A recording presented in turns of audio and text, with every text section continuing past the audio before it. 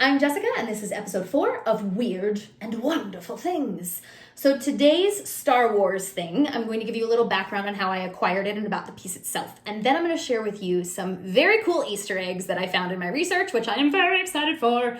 So this guy I found at the Goodwill Outlet, which is a clearance center for Goodwill items. Once they've processed through their retail store, they send everything that hasn't sold to these clearance centers. Then they're rolled out in these huge bins and bought by the pound. And that's housewares, clothes, shoes, books, you name it, it's there.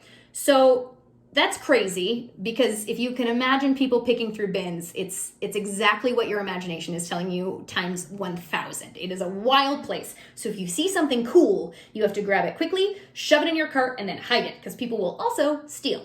Told you, it's a lot. It might get its own episode, I don't know. Just the bins. So when I saw this, grab, cart, run. And so I looked at it later in my car, but at first glance, this is the Style A original 1977 Star Wars movie poster. Ooh, so cool. It is dry mounted, less cool because dry mounting takes the value down immediately. It's usually done by framers who are putting a poster in a professional frame. So if you get one, don't frame it. It's not going to be worth as much. But this one is not that. This was actually the re-release of this poster in 1982 when VHS and Betamax tapes were sent to retail locations. So this guy went to a retail location as advertisement that was likely in a window. And that's why he is on this foam core. He's on this dry mount. He was actually created and sent this way. So he's never been separate from the foam core. They've always been one. Takes our value down a little, but still super, super, super cool. So a little bit more about this guy. This artwork was done by a gentleman named Tom Jung, but he was not the original artist for this concept. The original art was done by two brothers. Their names were Tim and Greg Heidelbrandt. And then when Jung got a hold of it, he sort of added the likeness of the characters that had been cast and made a few changes, including like the closer to what her costuming was going to be, those things. And Leia was actually a lot more naked. She had a little leotard on, like Beyonce.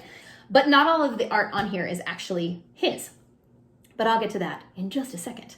So this poster did not make it to the premiere of the movie. There's a little bit of speculation about this, but the movie opened in May, and it is supposed that this was not seen until July, actually. And the reason for that is that there were some changes being made to the artwork.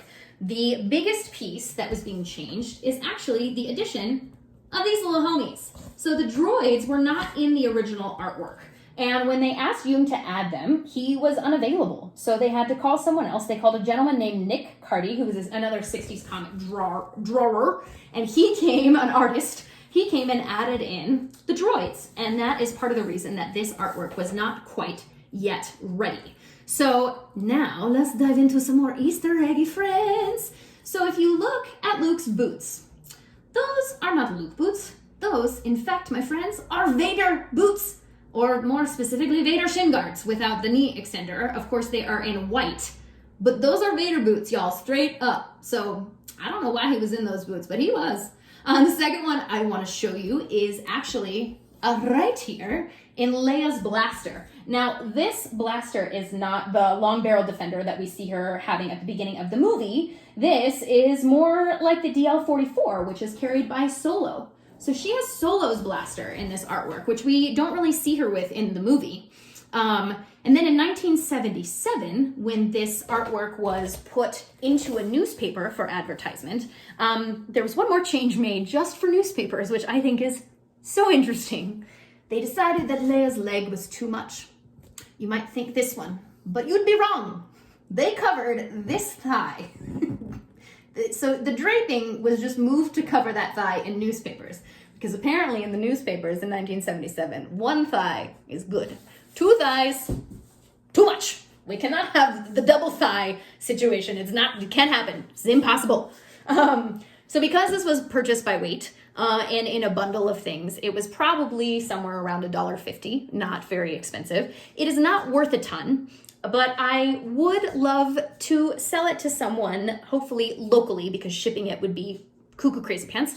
So if you love it, and if you're a Star Wars fan, send me a message. or leave a comment and tell me please, and then I'll find you and we'll get this to you. Not gonna be super expensive at all. We're thinking probably $35-$40 here. Not so bad. It does have a couple little scratches, but it's an old guy. It has one, this one is the one that kind of stinks.